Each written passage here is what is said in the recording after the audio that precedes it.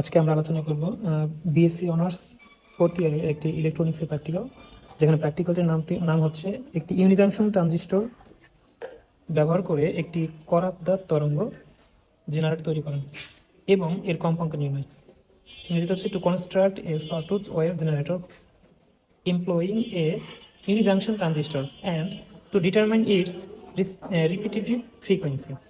ওকে, তো first of all আমরা একটু এখানে দেখে নেবো যে ইউনিজাংশন ট্রানজিস্টর এটা হচ্ছে মডেল নাম্বার 2N2646, ঠিক আছে। আর এখানে আমরা দেখলাম যে এটা হচ্ছে ইউনিজাংশন ট্রানজিস্টর, ঠিক আছে। এটার শর্ট ফর্ম এটা আমরা বলি হচ্ছে ইউজেটি। ওকে, এরপর আমরা একটু দেখে নেবো এখানে ইউজেটির সম্বন্ধে একটু জেনে নেবো আমরা। ইউজেটির এটা হচ্ছে বলক চিত্র, এই যে এটা, আর এটা হচ্ছে সিম্বল বা প্রতীক, ঠিক আছে। আর এটা হচ্ছে আউটপুট, আমরা যে অ্যাকচুয়ালি করাব যে ওয়েভটা পাই সেটা। আর আমরা এখন সার্কিটটা পরে দেখবো। তো আগে ইউনিজাংশন ট্রানজিস্টরের ব্লক চিত্রটা একটু এখানে দেখবো। যে এখানে দেখতে পাচ্ছি যে একটা B1 B2 হচ্ছে, এটা হচ্ছে বেস 1 বেস 2, আর এটা হচ্ছে ইমিটার। আর এখানে এটাকে ইউনিজাংশন বলতে জাস্ট হচ্ছে একটা জাংশন থাকে, যেমন হচ্ছে PN, এটা মধ্যে শুধু একটা জাংশন থাকে বিধায় এটাকে ইউনিজাংশন ট্রানজিস্টর বলা হয়। আচ্ছা, আর সিম্বলটা যদি দেখি এখানে সিম্বলে কি আছে, এখানে হচ্ছে ইমিটার বেস 1 বেস 2। ওকে, আচ্ছা, এরপরে আমরা একটু সার্কিটটার দিকে যদি আসি। সার্কিট কানেকশনটা হচ্ছে এইখানে আমরা ইউজেটির বেস 1 বেস 2 এটা আমাদের প্রথমে মেপে নিতে হবে, ঠিক আছে। তো ওইটা আমি একটু পরে দেখাচ্ছি এটা আমি কিভাবে মেপে নিব এটা। তো এইখানে আগে কানেকশনটা একটু আলোচনা করে নিই। এখানে বেসের সাথে আমরা কি করেছি, বেসের সাথে হচ্ছে বেস না, এটা হচ্ছে ইমিটারের সাথে। এইখানে ইমিটারের সাথে হচ্ছে একটা ক্যাপাসিটর কানেকশন দিয়েছে এবং ক্যাপাসিটর অপর প্রান্তে গিয়েছে হচ্ছে গিয়ে গ্রাউন্ডে। আবার এইখানে B1 বা বেস 1টা এখানে সরাসরি গ্রাউন্ডে চলে আসছে। আর এখানে ইমিটারের অপর প্রান্ত এখান থেকে আউটপুটে গেছে এবং এখান থেকে আর একটা প্রান্ত RS রোধ, যেটা একটা পরিবর্তনশীল রোধ, ঠিক আছে। এখান থেকে RS রোধটা এভাবে হয়ে আমাদের এখানে একটা 5 ভোল্ট উৎসের সাথে সংযুক্ত হয়েছে। আর এখান থেকে বেস 2 যেটা এখান থেকে সরাসরি 5 ভোল্টের সাথে সংযুক্ত হয়েছে। আশা করি কানেকশনটা আপনারা দিয়ে নিতে পারবেন। আর এখানে একটা জিনিস, এখানে আমরা চাইলে বেস 2তে এখানে একটা 1 কিলো ওহম রোধ ইউজ করতে পারি, এটা না দিলেও সমস্যা নেই। ওকে, এরপর আমরা আউটপুট নেব। এখান থেকে আউটপুটের ক্ষেত্রে আউটপুট হচ্ছে ডিসি, এটা হচ্ছে আমাদের সরাসরি ইমিটার থেকে আউটপুটের পজিটিভটা যাবে, আর গ্রাউন্ড থেকে নেগেটিভটা যাবে। এক্ষেত্রে যখন এখানে কিন্তু আমাদের সরাসরি কোনো ইনপুট সিগন্যাল নাই, জাস্ট একটা ইনপুট সোর্স আছে 5 ভোল্টের। ওকে, মানে বাহ্যিক কোনো ইনপুট সোর্স বা আমরা এখানে ইউজ করিনি। তো এখানে অ্যাকচুয়ালি আমরা কী পরিমাপ করবো, এই যে ইউজিটিটা আছে এটার আউটপুটে আমরা হচ্ছে কি এরকম একটা করাত দাঁতের ওয়েভ পাবো, যেখান থেকে সেই ওয়েভের পর্যায়কাল নির্ণয় করতে হবে। পর্যায়কাল নির্ণয় করে আমরা ফ্রিকোয়েন্সি নির্ণয় করবো, ঠিক আছে। এখন মূলত হচ্ছে এখান থেকে আমরা ইউজিটি থেকে ফ্রিকোয়েন্সি নির্ণয় করবো। ওকে, তো ফ্রিকোয়েন্সিটা আমরা দুইভাবে নির্ণয় করতে পারি, একটা হচ্ছে তাত্ত্বিকভাবে মানে থিওরিটিক্যালি, আর একটা হচ্ছে প্র্যাকটিক্যালি। তো ফার্স্ট অফ অল আমরা থিওরিটিক্যালি কীভাবে এটা বের করবো সেটা আমরা আলোচনা করবো। আর তার আগে যদি আমরা একটু দেখি, এখানে দুইটা ছক লাগবে আমাদের। একটা হচ্ছে ডিটারমিন টাইম পিরিয়ড, অর্থাৎ পর্যায়কাল নির্ণয় করতে হবে। তো এই ক্ষেত্রে আমাদের অবজারভেশন নাম্বার আছে, এখানে আমরা অবজারভেশন দুইটা নিয়েছি, চাইলে আপনারা বেশিও নিতে পারেন।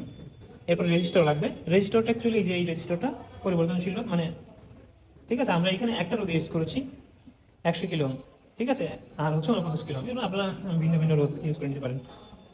আর এখানে ক্যাপাসিটি রয়েছে, এই যে ক্যাপাসিটর আমরা নিয়েছি হচ্ছে 0.22 মাইক্রোফ্যারাড। ওকে, আর এখানে আমরা হচ্ছে গিয়ে মেজার টাইম পিরিয়ড, যেটা সেকেন্ডে। ওকে, এখানে আমরা টাইম পিরিয়ড এটা হচ্ছে আমরা এই যে গ্রাফ থেকে বা অসিলোস্কোপ থেকে এটা আমাদের এই পার্টটা নিতে হবে। আর থিওরিটিক্যালি যেটা ক্যালকুলেটেড টাইম পিরিয়ড, সেটা থিওরিটিক্যালি কিছু। ওকে, এইখানে কি আছে, ইটা এত, সরি এটা হচ্ছে ইটা 1 হবে, আর এটা হচ্ছে ইটা 2। এখন কথা হচ্ছে এখানে ইটা 1 আর ইটা 2 অ্যাকচুয়ালি এটা কি জিনিস। আচ্ছা, যদি ইটা 1 ইটা 2 একটু আলোচনা করি আমরা। দেখি এখানে ইটা 1 ইটা 2টা হচ্ছে কি the voltage division function is called intrinsic standoff ratio and is denoted by the symbol eta.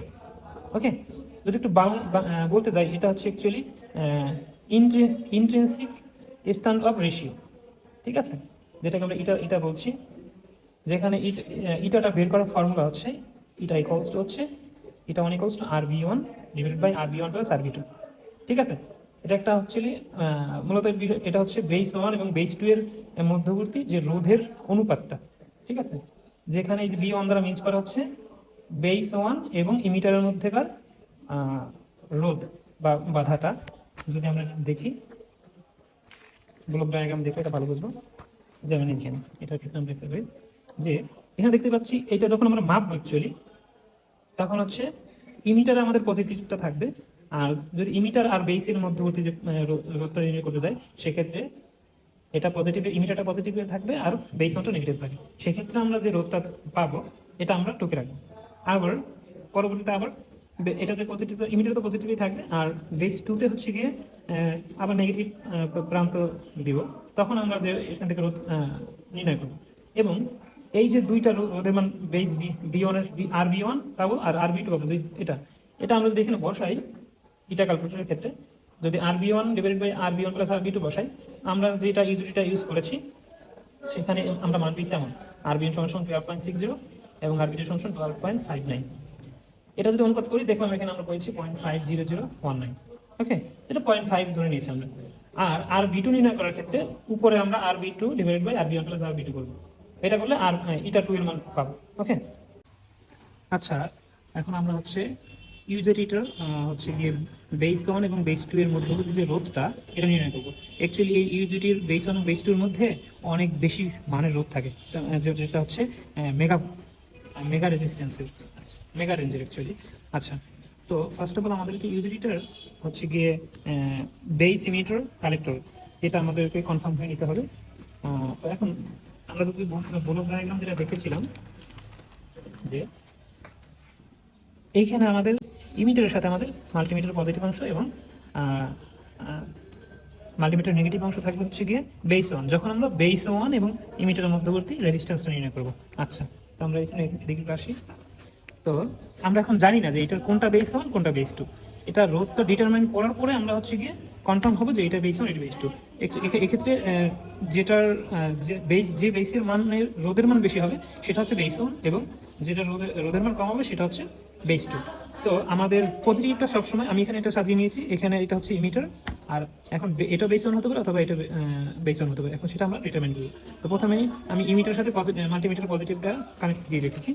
এরপরে আমরা দেখবো হচ্ছে ধরে নিলাম এটা বেস ওয়ান অথবা বেস টু, যাই হোক আমরা এটা কানেক্ট দিচ্ছি। এখন মাল্টিমিটারে দেখি একটু পার্ট দেখি।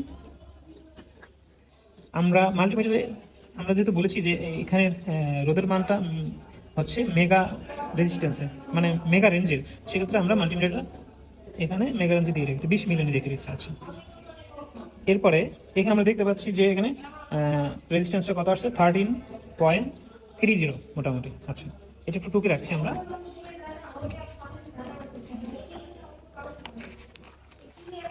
ধরে নিলাম হচ্ছে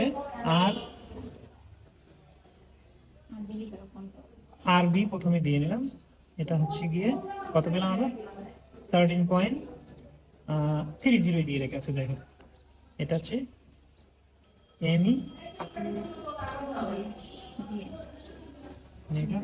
আচ্ছা, যাই হোক এরপরে আমরা এখন আবার এটার সাথে কানেক্ট দিয়ে দেবো, দেখবো এটা রেজিস্ট্যান্সটা কত আসে। মোটামুটি এটা দেখতে পাচ্ছি 13.29। আচ্ছা, এটাও আরবি দিলাম এখানে, এখন এখান থেকে আমরা ডিভাইড করবো, এটা হচ্ছে 13.29। আচ্ছা, যাই হোক, তো এখান থেকে দেখতে পাচ্ছি যে এইটার মান হচ্ছে 13.30 মানে 30, আর এটার হচ্ছে 13.29। আচ্ছা, তো এখান থেকে দেখতে পাচ্ছি এইটার মান কম, দ্যাট মিনস এটা আর বি টু হবে, আর এটার মান হচ্ছে এটা হচ্ছে আর বি ওয়ান হবে, ওকে। তো এখানে আমি একটু ইউজিটিটা যদি আমরা একটা প্র্যাকটিক্যালি দেখতে চাই, যেমন হচ্ছে আমরা এইটা ইউজ করেছি, এটার মডেল নাম্বারটা হচ্ছে 2N2646 ঠিক আছে, 2052। ওকে, এটা দেখতে একটু এরকম, এর মডেলের ভিন্নতা থাকতে পারে। এইখানে আমাদের দেখতে হবে যে ইউটিলিটার এই যে প্রান্তটা, এটা হচ্ছে ইমিটার।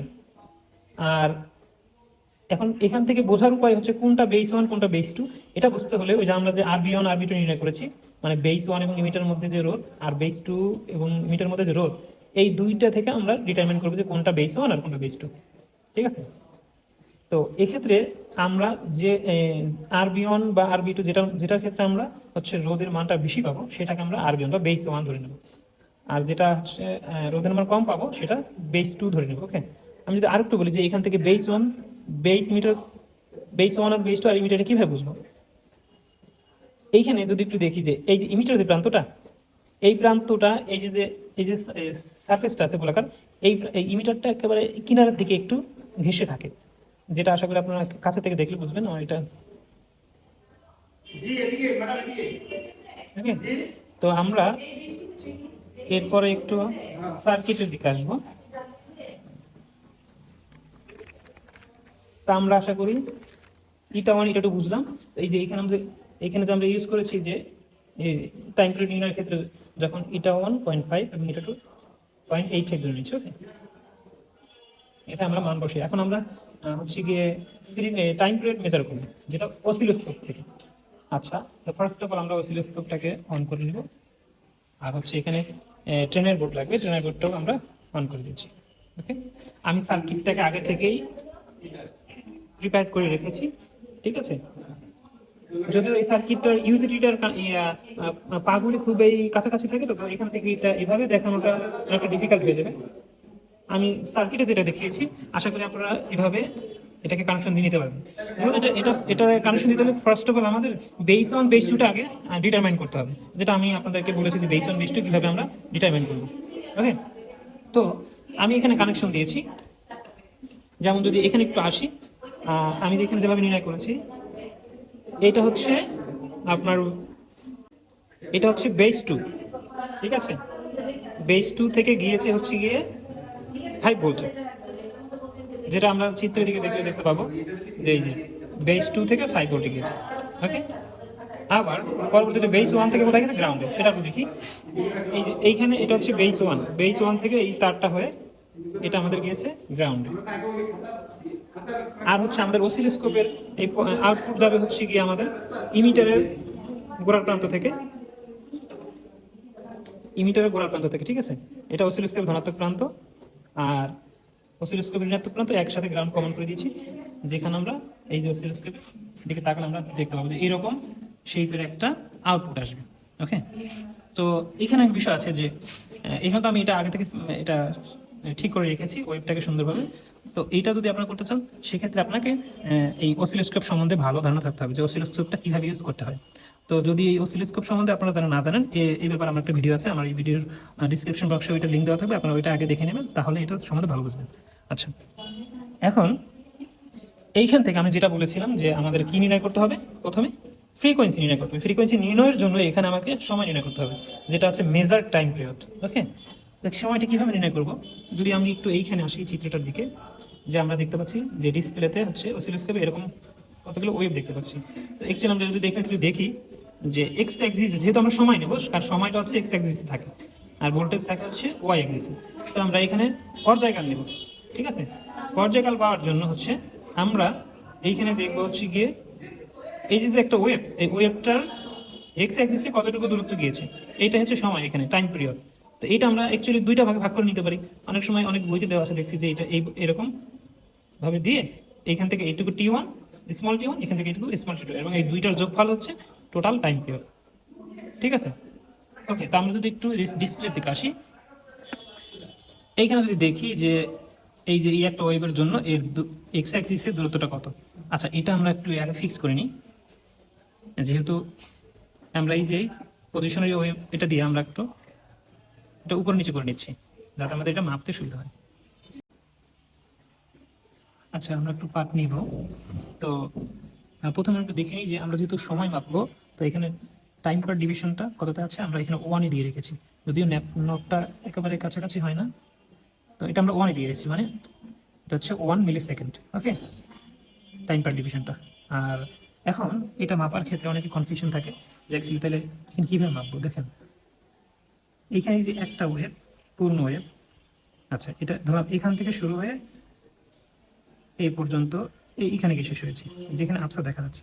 মূলত ওয়েভটার ইয়াটা হচ্ছে যে এই যে একটা ওয়েভ এখান থেকে শুরু হয়ে এই দিকে আবার এখানে খুব দ্রুত নিচে নেমে আসছে। ওকে, আমরা মাপবো হচ্ছে জাস্ট একটা ওয়েভের জন্য এক্স অ্যাক্সিসে সময়টা মাপবো। তো এইখান থেকে আমরা এখানে কয়টা করতে দিয়েছি দেখি দেখি এটা হচ্ছে। আর এখানে একটা জিনিস, এটা আপনারা হচ্ছে অ্যাডজাস্ট করে নিতে পারবেন, যেটা আমি বলেছি এর আগে এই পজিশন দিয়ে, যেহেতু আমরা চ্যানেল 1 দিয়ে কাজ করছি। এটা আমি মোটামুটি একটা দাগের উপর নিয়ে নিলাম। আচ্ছা, ওকে। এরপরে এইখানে দেখি বড় এক ঘর, দুই ঘর। আচ্ছা, এখানে এই যে বড় এক ঘরের মান হচ্ছে 0.1 মিলি সেকেন্ড, এই যে আমরা নবে নিয়েছিলাম। ওকে, টাইম পার ডিভিশন দ্যাট হচ্ছে তো বড় একটা ঘরের সময় হচ্ছে 1 মিলি সেকেন্ড। তাহলে এখানে বড় ঘর কয়টা আছে? একটা, দুইটা, তারপরে গেছে আরো ছোট চারটা ঘর গেছে। চারটা ঘর পুরা যায়নি, যদিও ধরে নিলাম চারটা ঘর গেছে। আচ্ছা, তাহলে এই যে পয়েন্ট, এই ছোট ঘরগুলোর মান কত? যেহেতু এই বড় একটা ঘরের মধ্যে 5টা ঘর আছে, তো আমরা এটা ভাগ করে নেব। ঠিক আছে, যেহেতু বড় একটা ঘরের মান 1, তাহলে হচ্ছে 5, ছোট একটা ঘর মান বের করতে হলে তাহলে এটাকে 5 দিয়ে ভাগ দেবো, তাহলে ছোট একটা ঘর মান পাবো। তো অ্যাকচুয়ালি 5 ভাগ করলে 1-কে 0.2 করে হয় একটা ঘরের মান। তো আমরা এখানে পাচ্ছি হচ্ছে 1, 2, 2.4 ধরে নিলাম, বা 2.4 ধরে নিলাম। তো এটা হচ্ছে কত? আমরা যদি আসি এখানে দেখি, এখানে টাইম পিরিয়ডটা হচ্ছে 2.4, এটাকে মিলি সেকেন্ডে। ওকে, মিলি সেকেন্ড করতে হলে এটাকে 1000 দিয়ে ভাগ করতে হবে, দ্যাট মিনস আমরা 10^3 লিখছি। এটা এখন সেকেন্ডে আছে। ওকে, এটা আমরা হচ্ছে 1000 কিলোমিটারের জন্য নিয়েছি। তো পরবর্তীতে এই রোডটা চেঞ্জ করে 49 কিলোমিটার জন্য নিব, জাস্ট আমরা একটা পার্ট নিয়ে করছি। ওকে, তো আমরা যদি একটু দেখি এদিকে। আচ্ছা, তো এখান থেকে আমরা ওই অসিলোস্কোপ থেকে যে ইয়েটা পেয়েছি সেটা এখানে এটা এখান থেকে সেকেন্ডে কনভার্ট করে নিয়েছি, ওটা মিলি সেকেন্ডে ছিল। আর এখানে ক্যালকুলেটেড মানটা আমরা 0.5 ধরে এটা পেয়েছি। এখানে দেখি T1 সমান সমান হচ্ছে RC লন 1/1 মাইনাস ইটা 1, এটা সেকেন্ডে। একইভাবে T2 সমান সমান RC লন 1/1 মাইনাস ইটা 2, যেখানে ইটা 1 আমার 0.5 আর ইটা 2 আমার 0.85 ধরেছি। আচ্ছা, এরপরে এখান থেকে এটা হচ্ছে থিওরিটিক্যালি যে T1 প্রাইমের মান পেয়েছি এত, T2 প্রাইমের মান পেয়েছি এত। এরপর আমরা ফ্রিকোয়েন্সি নির্ণয় করবো। তো ফ্রিকোয়েন্সি নির্ণয়ের জন্য আমরা এখানে যে অসিলোস্কোপ থেকে যেটা পেয়েছিলাম, যে সময়টা এখান থেকে এই যে T1 যেটা, এটা এখানে বসিয়েছি। ফ্রিকোয়েন্সি সমান সমান আমরা জানি 1/T, এটা বসিয়ে এখান থেকে আমরা দেখলাম কম্পাঙ্ক পেয়েছি হচ্ছে 416.66 হার্জ। আচ্ছা, আর থিওরিটিক্যালি যে মান দুইটা পেয়েছি ফ্রিকোয়েন্সি, টি এর মান T1 প্রাইম এবং T2 প্রাইম, সেটা এখানে বসিয়ে F1 প্রাইম পেয়েছি 655.780 হার্জ। আর এইভাবে করে F2 এর মান পেয়েছি এখন। ঠিক আছে, তো আমরা দেখতে পাচ্ছি যে থিওরিটিক্যাল মানটা 416, আর হচ্ছে সরি এটা হচ্ছে প্র্যাকটিক্যাল মানটা 416 আছে সামথিং, আর হচ্ছে F1 প্রাইম যেটা থিওরিটিক্যালি সেটার মান হচ্ছে 655 সামথিং। এটা মোটামুটি কিছুটা ডিফার করেছে।